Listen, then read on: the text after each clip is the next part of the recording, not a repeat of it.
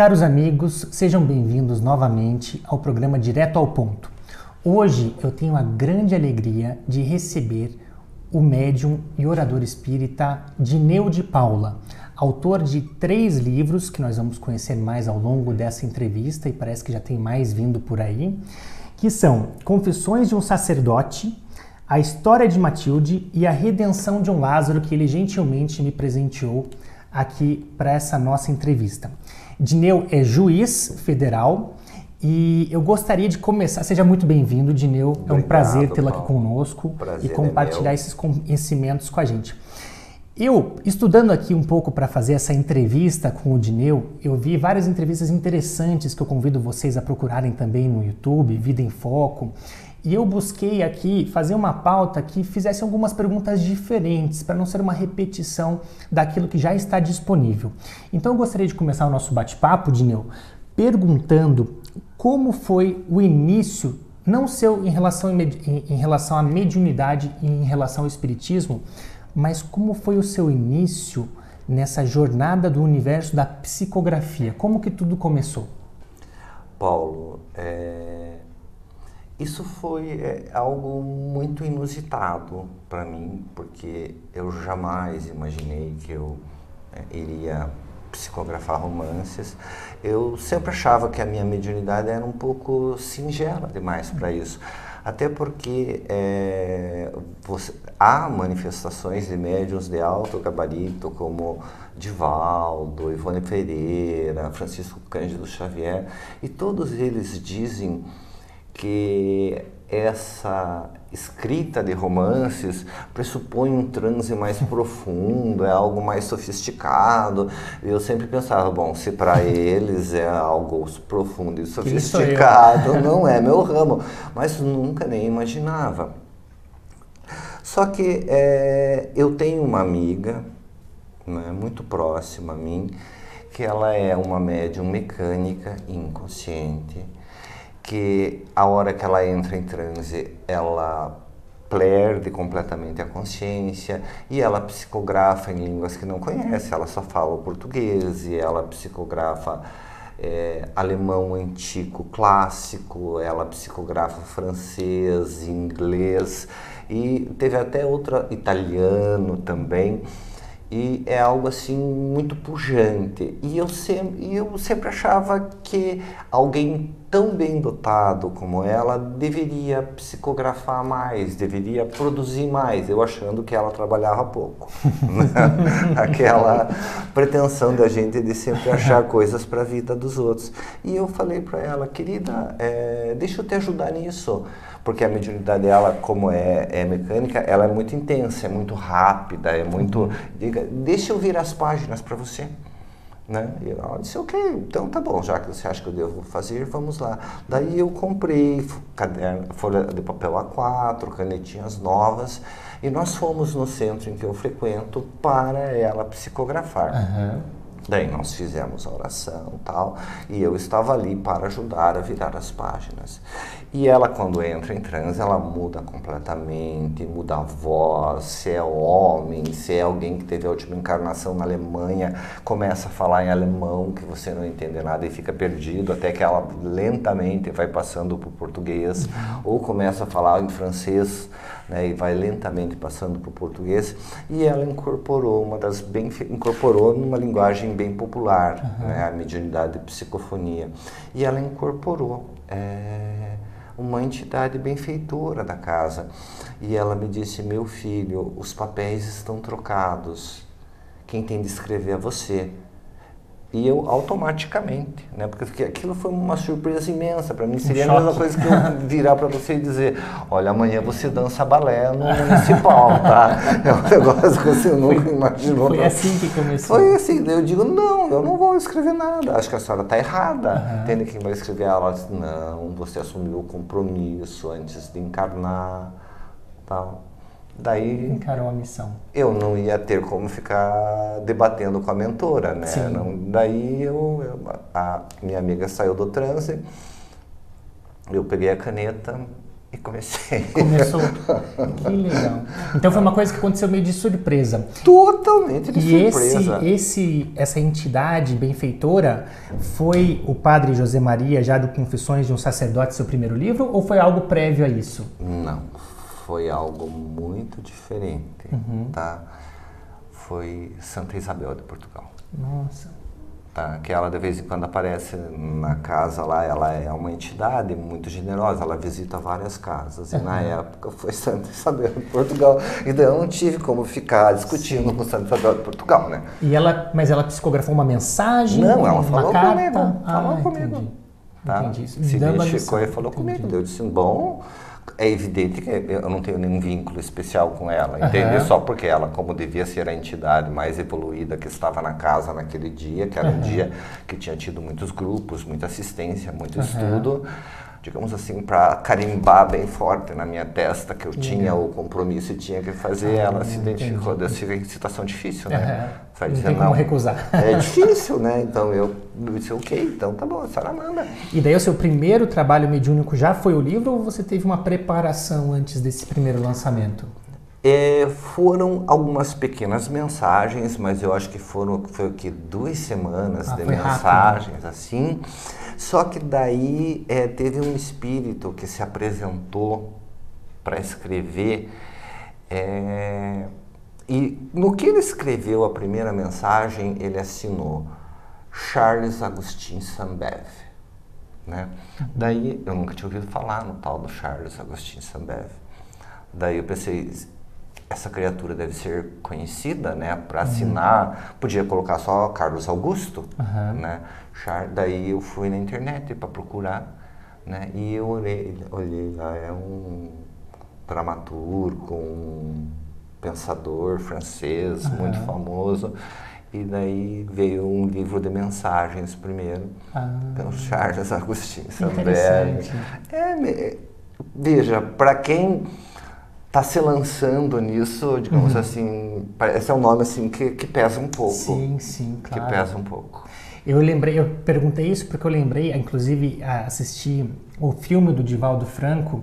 Quem não assistiu, convido muito a prestigiar, porque foi muito feliz o diretor e todo esse trabalho, as pessoas envolvidas. E no filme mostra que ele psicografou vários papéis assim de Joana de Ângeles, e de repente ela falou, agora você pega e você queima tudo. Tudo isso aqui foi só um teste para te preparar. Mas que legal que no seu caso foi uma coisa mais espontânea. E daí... Mas eu posso... Claro. Uma ideia, uma teoria que eu tenho, porque eu escrevo profissionalmente, tá? Então a habilidade de escrever já está sendo exercitada em mim há décadas. Sim. Tá? E além de tudo, eu escrevi textos para o Momento Espírita por 8 anos. Então daí eu me habituei a escrever sobre a doutrina. Eu acredito que aquilo foi um treino. Claro. Entende? Porque foram 8 anos, então é uma mensagem por semana que eu escrevi, então em torno de 400 mensagens. E ali você tem toda a métrica, entende? Que tem de ser frases curtas, você tem o número de frases, às vezes você tem de contar as palavras para dar certo, então tem toda uma disciplina. Então eu acho que essa parte, que eu até me questionei, por que comigo não teve esse processo de jogar fora? Eu deveria ter jogado fora alguma coisa. Mas eu pensei, eu não joguei fora porque eu fiz um Momento Espírita por 8 anos, foram 8 anos de escrita, tá? E eu fiz com essa rigidez do tempo do rádio, de ser uma coisa bem métrica, né? Bem métrica, entende? Então eu estava muito habituado a escrever tanto profissionalmente quanto em questão de doutrina. Que legal. Então eu acho que por isso que eu não precisei jogar muita coisa fora, entende? Que legal. Porque eu já estava treinado. E falando sobre o seu primeiro livro, então digamos que ganhou essa grande popularidade, Confissões de um Sacerdote, pelo Espírito Padre José Maria. Como foi o início desse livro? Como ele se apresentou a você e como que vocês combinaram essa questão de sexta-feira, meia hora? Como é que foi essa conversa? Veja, ele se apresentou para mim trazido pela minha mentora, Ana Maria. Tá? Eu tinha 2 mentoras, Ana Maria e Ruth. Tá?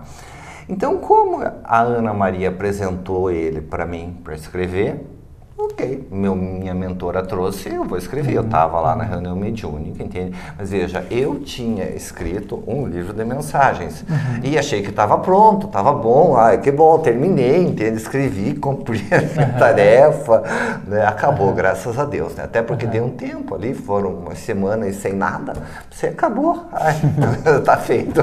Mal sabia, né? Daí ele chegou com ela, né, escrever, eu sou médium mecânico, tá? Eu não sei, é semi-mecânico, tá? Até voltando àquela classificação de Kardec. O médium intuitivo, digamos, é como se ele recebesse uma cola antes para ele colocar com as próprias palavras. O médium mecânico, ele escreve, não tem a menor noção do que escreve, a hora que ele termina ele vai ler. E o médium semi-mecânico sabe a palavra que está escrevendo. Eu sei a palavra que eu estou escrevendo. Tá? Mais nada antes, antes sim, mas nada depois. E daí ele começou a escrever, daí eu pensei, nossa, ele vai contar a história da minha mentora, e esse aqui vai ser um romance. Eu pensei, uau, né? Mas eu pensei, eu não posso ocupar a reunião mediúnica inteira fazendo isso. Daí a Ana Maria disse para mim, escreve na sua casa, querido. Daí eu aproveitei que o padre estava ali e disse, já combinei o horário. Eu disse, o senhor pode às 9 horas de sexta-feira? Aí ele disse que podia, então daí começamos 9 horas de sexta-feira. Eu queria entender um pouquinho, puxando esse gancho seu, muito interessante, esse processo de psicografia semi-mecânico. O que você sente? Vamos supor que nós estivéssemos aqui na sexta-feira no horário programado, o espírito aparece, se apresenta e é como se ele ditasse a você ou não? Como se as palavras fossem na sua mente e você fosse escrevendo só... A mão começa a se mover e eu vou sabendo a palavra. Entendi. Então é como se você estivesse escrevendo ali e você está lendo o que você está escrevendo assim, Exatamente. Mas não é como se eu estivesse ditando para você? Não. E nem... Não. É a palavra mesmo, até porque é interessante... que esses romances, a rigor, eles são ditados pelos mentores da instituição que eu frequento, tá?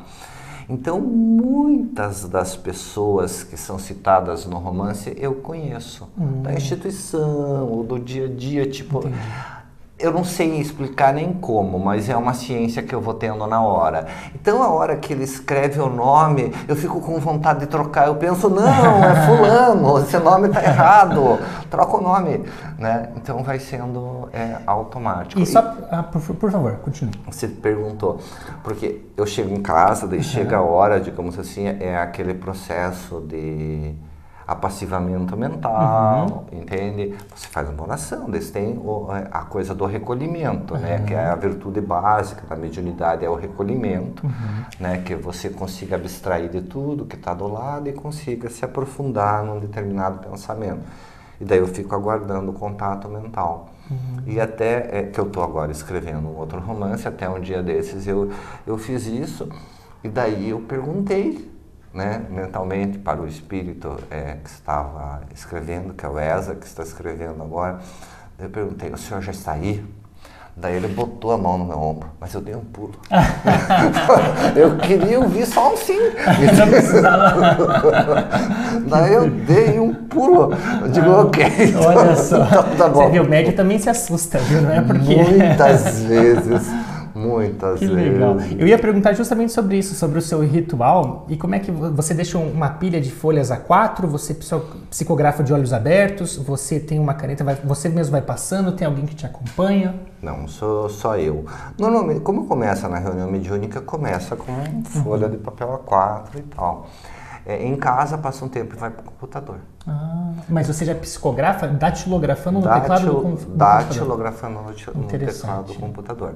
Tá? Eu sou um datilógrafo muito ágil, eu sou do tempo que você fazia curso de datilografia.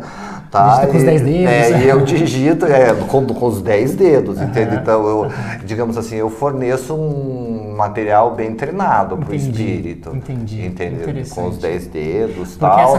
Não preciso, nunca precisei olhar a tela. Então, eu só vou lendo a tela do computador e vendo o que ele vai escrevendo, entende? Isso agiliza bastante o trabalho, né? Do que você ter que passar o manuscrito depois, digitar. Que o Cartas ao Trabalhador Espírita foi todo escrito à mão, né? Até porque a gente tinha uma sensaçãozinha. Eu estava muito inseguro na época, tá? Quando eu escrevi Cartas, para mim foi um processo de muita insegurança, porque eu achei que eu não tinha competência para escrever. Entendi. Tá? Então, daí às vezes o Espírito, até tem uma coisa que eu lembro, que ele colocava o título, entende? E eu olhava aquele título e eu já pensava, ai Jesus, o que será que vai sair daí? Tá? E daí eu lembro que um dia ele escreveu Espiritismo e Misticismo. Eu pensei, meu Deus, eu não sei o que é misticismo, e agora? Como é que vai sair? Daí começa a escrever e daí eu vi que chegou ao fim, tá? Mas esse eu fiz junto com a minha amiga. E daí foi um negócio muito interessante, porque foi, digamos assim, esse processo com ela, eu acho que foi para eu ganhar confiança. Porque o espírito estava ali, ela é completamente, ela é evidente, audiente e tal. Então, depois que eu terminava de escrever cada mensagem, eu lia em voz alta. E o espírito ia lendo em voz alta para ela como deveria ser. E daí ela me dizia que eu só trocava sinônimo. Entendi. Que às vezes, digamos, o meu background, entende? Porque para mim determinada palavra era aquilo, porque o psiquismo do médium nunca é completamente inerte, mas que a mensagem saía completa. E a versão final ficava a sua versão ou ficava do espírito, daí do sinônimo? Não, porque era a mesma, ficava a minha e pronto. Entendi. Até porque depois que eu escrevo, muitas vezes, porque é normal, você faz uma revisão, né? E às vezes você muda alguma coisa para ficar numa linguagem mais simples, entende? Porque o espírito, de repente... outra base de vocabulário, né? De outra porque época. Ele tem, digamos assim, em vez de falar a pele, tinha tez perfeita, em vez de dizer que tinha pele bonita. Entendi. Mas é romance, é pro povo, o povo precisa ler e entender, tá? Então daí se você começar de coisa muito difícil, a tez perfeita da donzela, sabe? Então daí você dá uma modificadinha para ficar um pouquinho mais... Mas ele sempre está de olho, entendeu? Eu sempre digo, se não gostar... reclama. Que legal. Tá? Que eu sempre faço revisão, eu sempre digo, até faço uma oração antes de começar, dizer, até porque depois que eu termino tudo, eu preciso ler antes de mandar para a editora, tá? Daí, geralmente, eu guardo para isso final de semana, tal, porque é muito... Confissões do Sacerdote foram 528 páginas. Pois um tomo grande, né? Muito grande, tá? E daí eu sempre conversava com o padre, dizia, olha, eu vou fazer uma revisão domingo, tá? E daí eu digo, se o senhor não gostar, o senhor reclama, tá? E daí eu ia fazer, porque você precisa às vezes mudar uma vírgula, pôr um ponto, mas ia bem essa uma relação. Frase mais total. Até porque espírito evoluído não tem essa nossa vaidade, né? Eles querem que a mensagem chegue. O importante é a mensagem, não é o crédito, né? Exatamente. E bem o que eles me disseram é o seguinte, a nossa ideia com esses romances é passar fundamentos espíritas, ensinamentos espíritas, ao sabor de uma narrativa envolvente. Tá? Então eles querem que seja envolvente, que seja leve. Tá? Então, se eu mudo alguma coisinha ali para tirar a tese, colocar a pele, mudar, eles não se incomodam. Até para você não criar barreiras de entrada para pessoas que de repente com um vocabulário muito rebuscado acabam se sentindo intimidadas e acabam não atingindo tantas pessoas. E até porque vai para a editora e daí a editora, digamos, faz uma revisão. Daí volta para mim, daí eu reviso a revisão da editora. Então é uma função, é um trabalho. E aproveitando, pessoal, todos esses livros que a gente mencionou aqui, a editora MEME, convido vocês a acessarem o site, lá eles vão saber como comprar os livros, como adquirir os livros, né, da editora. Fizeram um trabalho muito bonito, tanto de capa dos 3 livros e como de editoração. E puxando esse gancho, Dinê, eu queria entender como que é a sua relação com o espírito. Por exemplo, no caso do padre José Maria. É uma coisa meio imposta, olha, você vai ficar toda sexta-feira à minha disposição, é uma coisa que ele solicita e você atende. Durante o processo, porque é um livro longo, inclusive um livro de 528 páginas que vendeu quanto?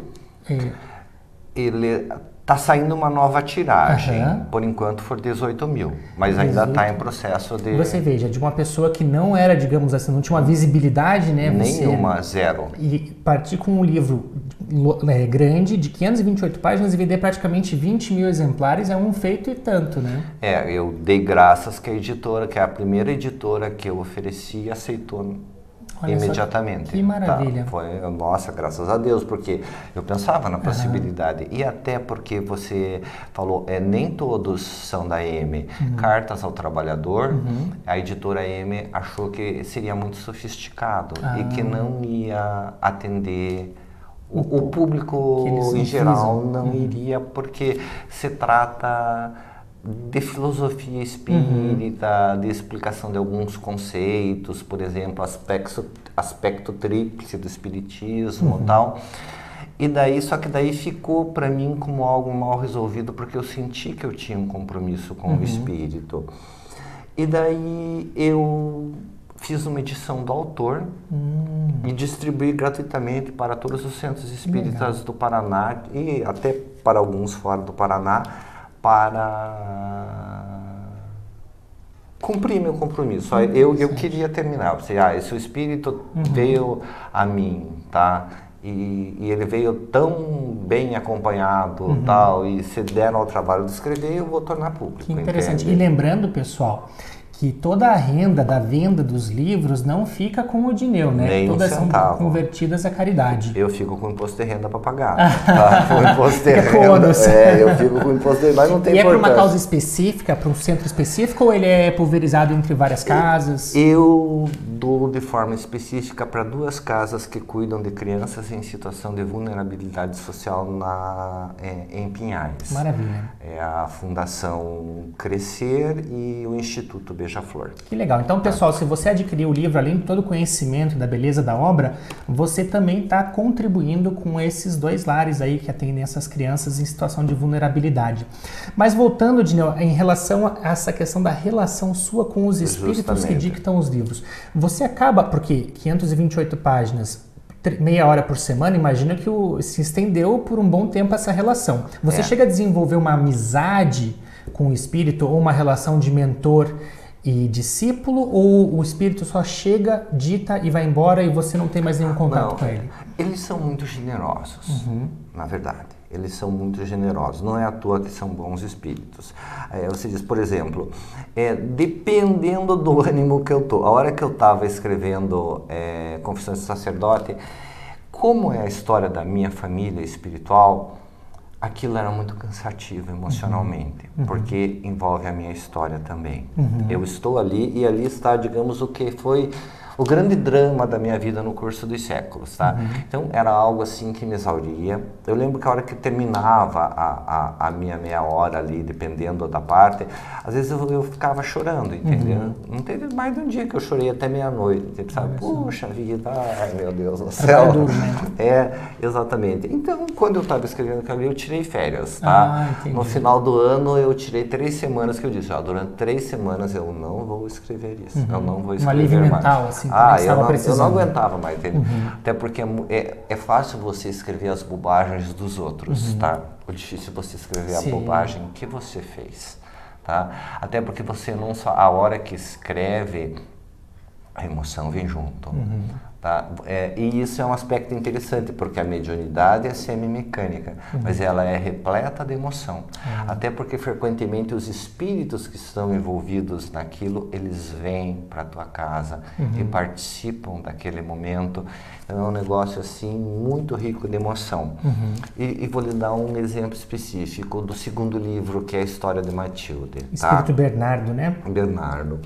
O Bernardo, ele tem uma característica muito especial, que é uma paz profunda, tá? Eu lembro que eu comecei a sentir na minha casa uma paz diferente. E daí eu pensava, nossa, como eu estou bem. Já que o mérito era seu. Uau, eu estou bem. E daí, a hora que eu não sou vidente, uma vidência ostensiva, eu vejo. Se o espírito quiser aparecer para mim, eu vejo, mas não sou aquela pessoa que sai para a rua com dificuldade para ver. E daí, a hora que, digamos, a hora que eu comecei a aplicar passe, que eu sempre apliquei passe, a hora que eu ia aplicar passe, eu comecei a vislumbrar perto de mim um espírito vestido assim, tipo com um hábito de monge, sabe, assim, mangas muito longas, de um perolado brilhante, bonito. né? E comecei, daí eu vi ele, tá? E ele tem aquela paz tão profunda, tá? Que a hora que, digamos assim, que ele chegava para fazer a psicografia, eu já via que a minha casa mudava. Olha que maravilha. Tá? E daí, como eu gostava tanto de estar com ele, daí eu não tirei férias a hora que ele estava. Era prazeroso. Era tão bom, entende? Aquilo, e daí foi um processo que o teu psiquismo vai se sofisticando, talvez, que você vai conseguindo sentir mais e você vai entendendo. Que às vezes a gente vê, parece que viver é tão difícil, né? É tão cheio de provas. Por que a gente escolhe tantas provas na vida? Tantas coisas desafiadoras, mas daí eu pensei, nossa, se a hora que você vence as provas, você sente essa paz. Vale tudo a pena. Meu Deus do céu, é uma felicidade perpétua. Que maravilha. Pense, uma paz que a tua presença pacifica os outros. Olha, né? que interessante. Então, e daí várias vezes acontecia que eu estava, digamos assim, um dia muito tumultuado no trabalho. Eu pedia, Bernardo, por favor, apareça. Vem ficar uns minutos comigo aqui, que a coisa não está fácil. E ele generosamente vinha. Que maravilha. Eles são generosos. E essa questão, você acaba conversando com ele como você conversa com uma pessoa, ou é uma coisa muito solene? A pessoa, Dineu, vamos começar. E começa a ditar, encerramos hoje, voltamos semana que vem. Não, não é solene, não é solene. Existe um diálogo entre vocês? Existe. Vou até ser franco, que eu falei, a hora que eu falei a respeito do Esdras, né? Que eu perguntei para ele se ele estava presente, ele pôs a mão no ombro e eu pulei, tá? Que ele me falou que ele foi discípulo de São Francisco de Assis, tá? Ele disse que para mim, a expressão que ele diz, filho, eu conheci o sol de Assis enquanto esteve na terra. Eu pensei, poxa vida, não tinha um médium melhor assim, para o senhor me contar essa história, mas eu chamo ele de querido, entende? Porque ele é de uma generosidade. Ele dá essa intimidade, assim. Dá. E eles revelam, assim, no caso do Bernardo, ou no caso do Inácio, né, da redenção de um Lázaro, como é o dia a dia deles no mundo espiritual, porque eu acho que é uma curiosidade que todos nós aqui encarnados temos, né? Quando ele não está psicografando com você, como são as atividades, como que é o dia a dia de um espírito da natureza do Bernardo, por exemplo? Do Bernardo eu vou poder falar de uma forma assim bem mais tranquila, até porque eu participo de reunião mediúnica, né, das ditas reuniões que são de socorro a espíritos que são em situação difícil no plano espiritual. E o Bernardo, de um tempo para cá, ele passou a ter o hábito de socorrer as pessoas através do nosso grupo mediúnico, tá? E o que eu acho muito interessante é que os espíritos que são levados por ele, que se manifestam por ele, eles chamam ele de o monge do lago, tá? Diz que esses espíritos, normalmente, eles têm uma narrativa de ter feito horrores, espíritos que se complicaram imensamente, muitos assim, realmente gente que, tipo, aquele jargão, atolou o pé na jaca com força, tá? E daí, até por uma questão de sensação, de desmerecimento, de vibração psíquica, eles se sentem atolados, digamos assim, num lago de lama, tá? E eles dizem que ele passa caminhando e cantando, olha só, tá? E daí ele vai vendo, é o monge do lago, digamos, com aquelas vestes dele que não se sujam ao contato da lama do lago.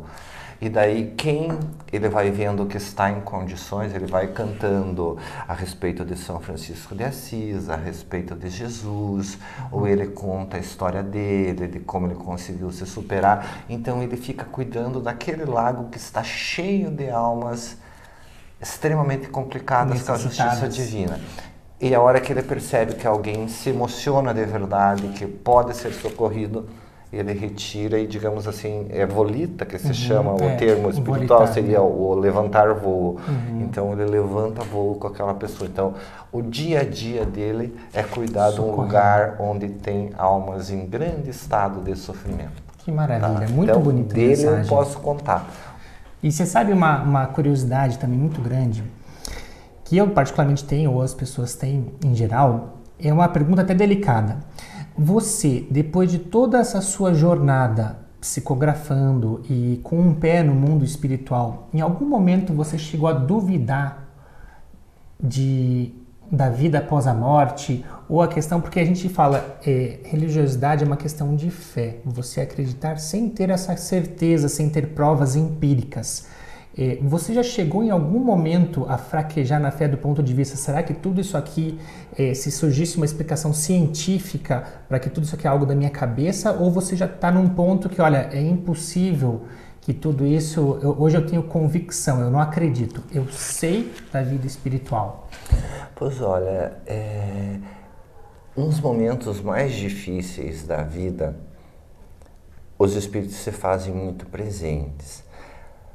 Mas eu sou humano e a gente falha, né? Mas é que daí eu penso, olha, ou eu sou um louco completo, não diagnosticado, ou isso existe, entende? Porque eles são muito reais para mim. No Livro dos Espíritos, Kardec fala a respeito da sensibilidade geral dos médiuns, que diz que é uma característica normal do médium de sentir de uma forma ou de outra os espíritos. E eu tenho essa sensibilidade muito marcante, tá?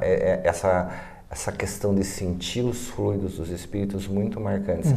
Então, digamos, no presente momento que eu estou aqui falando, eu sinto fisicamente a presença da minha mentora, tá? E é fisicamente mesmo.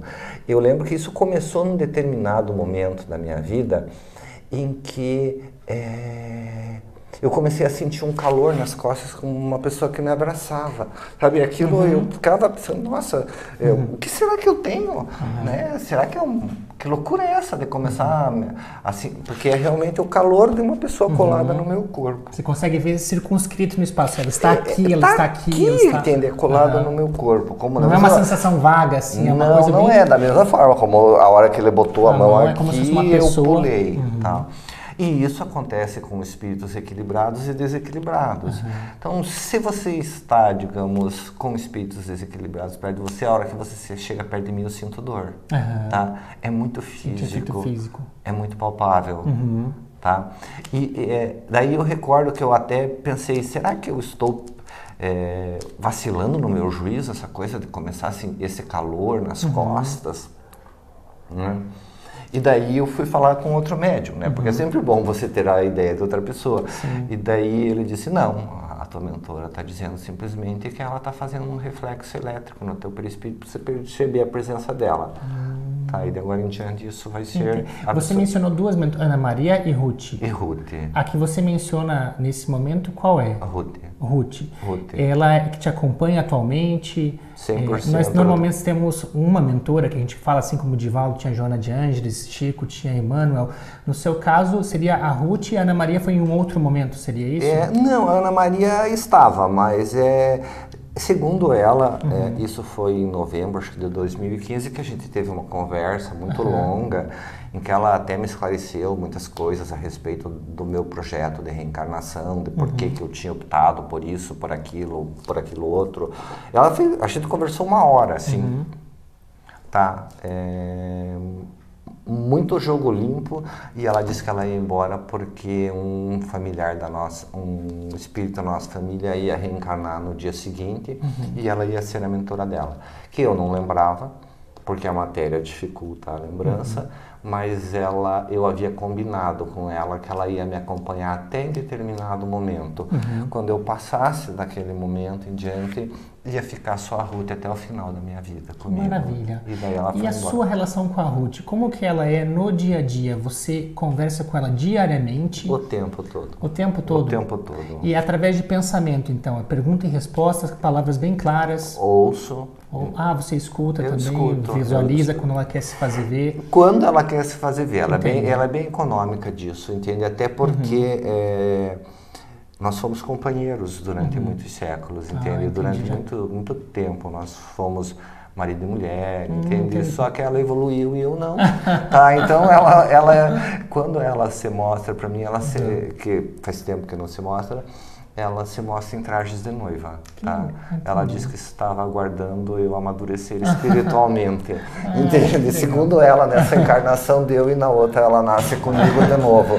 Então eu só tenho que me comportar bem até o fim dessa, né? Que bacana. Tô tentando. E você sabe que quando a gente se informa sobre Emmanuel e Joana de Ângeles, a gente sempre vê figuras de caridade, de amor, mas muito rígidas, muito severas, assim, com o Chico, com o Divaldo. Você pensa no mentor, você pensa naquela pessoa delicada que te pega no colo, te passa a mão na cabeça. E no caso de Chico e Divaldo, talvez por estarem tão evoluídos, eles sempre foram muito rígidos, com a disciplina, com uma série de coisas, assim, não tinham aquela relação tão amorosa, materna, assim, quase maternal.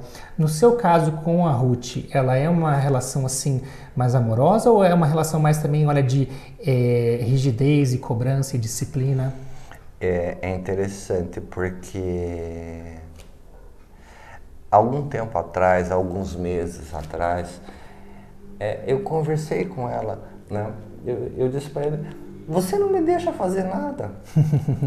Você manda na minha vida. Parece que quem está vivendo é você. É marido e mulher também. Eu disse: nossa, mas você manda em tudo. Entende? Nada pode, nada. Entende? O teu negócio é me fazer trabalhar o tempo inteiro, em todas as áreas, em todas as atividades. O teu gosto é me pôr para trabalhar. Daí ela diz: você interpreta tudo erradamente. Porque você fez as opções antes de encarnar. E eu me comprometi a lembrá-lo. Então eu estou lembrando a você, estou cumprindo a minha promessa. Se você não quiser fazer, você não faz nada. Entende? Mas você me pediu para que eu o guiasse e eu lembrasse. Estou lembrando, faça o que quiser. Daí você fica numa situação meio difícil, né? Claro. Eles são muito habilidosos, né? E até uma vez eu disse para ela: nossa relação é muito estranha, porque você está sempre certa e eu estou sempre errado. Daí ela disse: não, querido, quando concorda comigo, você está certo. Então, você é sem saída. Parece muita relação de marido e mulher aqui Parece na Terra. Parece muito a relação. A diferença é que ela é evoluída e eu não. E aqui na Terra acontece muito disso também, da mulher ser bem evoluída e o marido ainda está aprendendo bastante, amigo, né?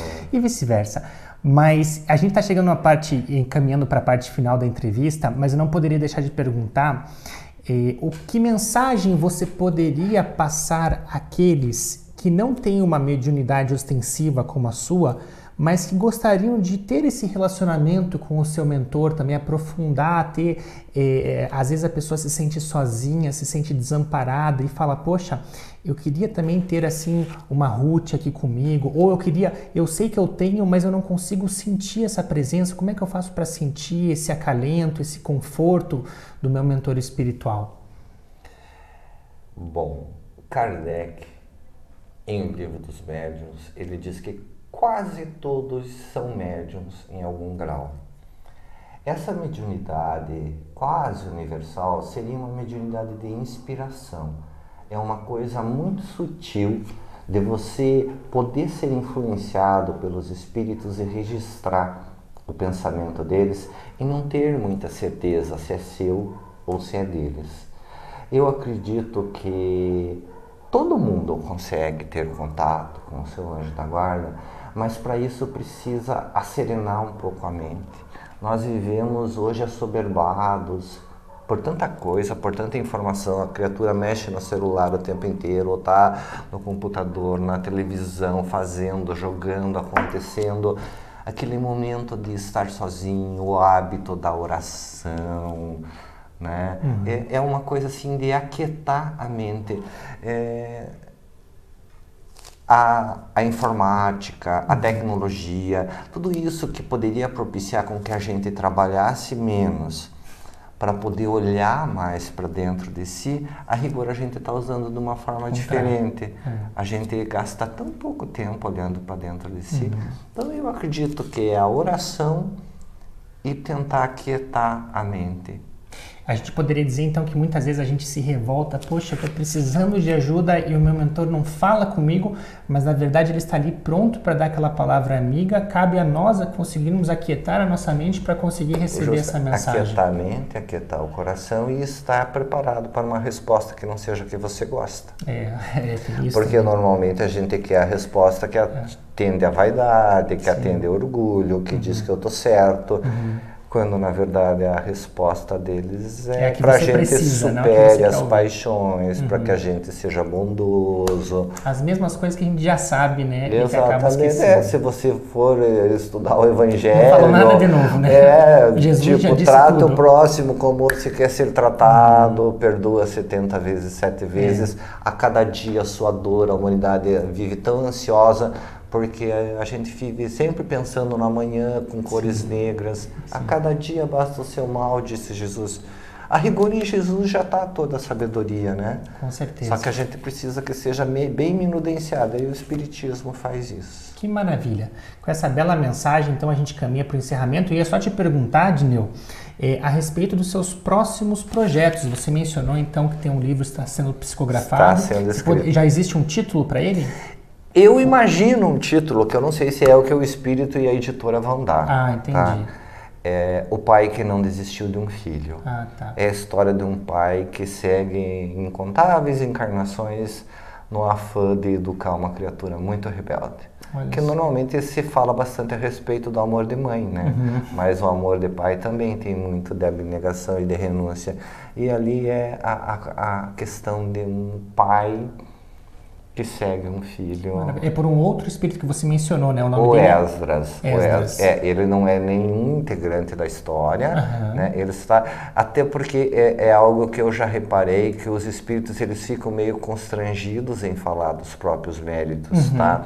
Então, se você for ver a Ana Maria, que ela já era um espírito evoluído, quem narra a história dela foi o Padre José. O Bernardo, que é um espírito evoluído, a rigor, ele narra a história de Matilde. Ele fala bem pouco dele mesmo, né? Aqui nós temos a redenção de um Lázaro, e ele foi quando ele passou pela porta estreita. Então foi quando ele venceu as paixões negativas, tá? E daí, nesse livro que eu estou escrevendo, então, como aqui ele estava vencendo as paixões negativas, é muito fácil de se identificar com ele, e ele podia falar dele sem parecer que estava se autoelogiando, porque ele estava cheio de dificuldades. Agora, nesse livro, o pai que não desiste do filho é uma grande alma. Então é outra alma que vem contar a história dele, entende?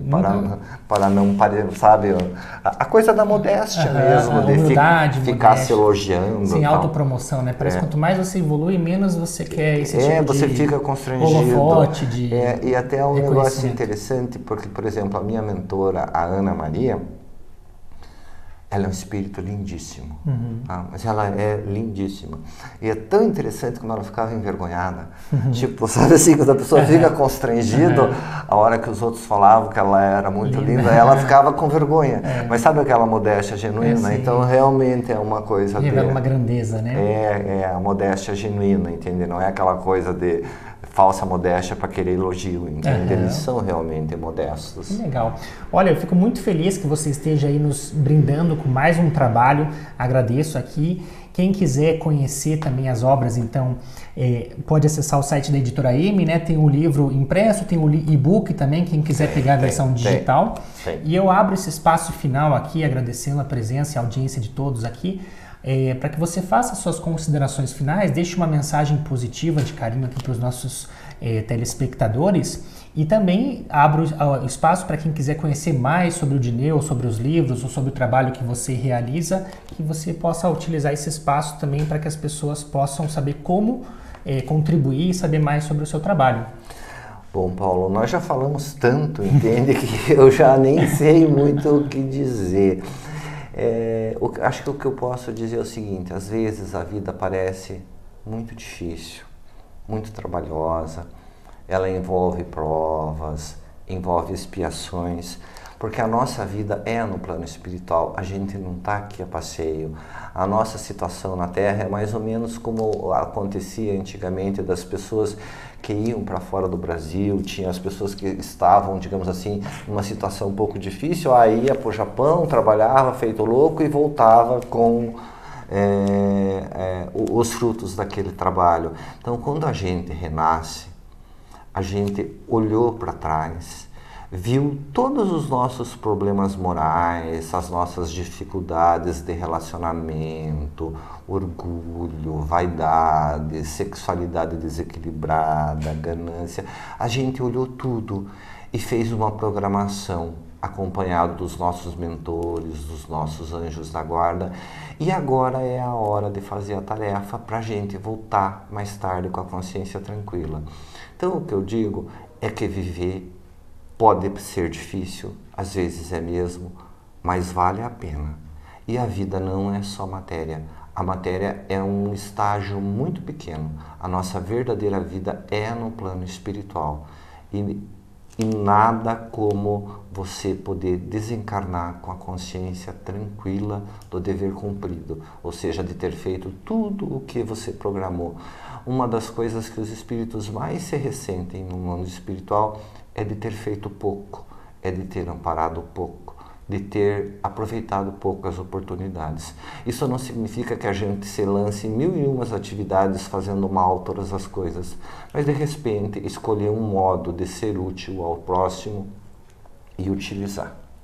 Perfeito. Com essa linda mensagem que até me recordou a Epístola de São Paulo, combati o bom combate, guardei a fé, que nós possamos chegar ao final da nossa caminhada aqui nessa terra com esse sentimento de dever cumprido, que eu acho que é a maior glória que alguém aqui pode almejar.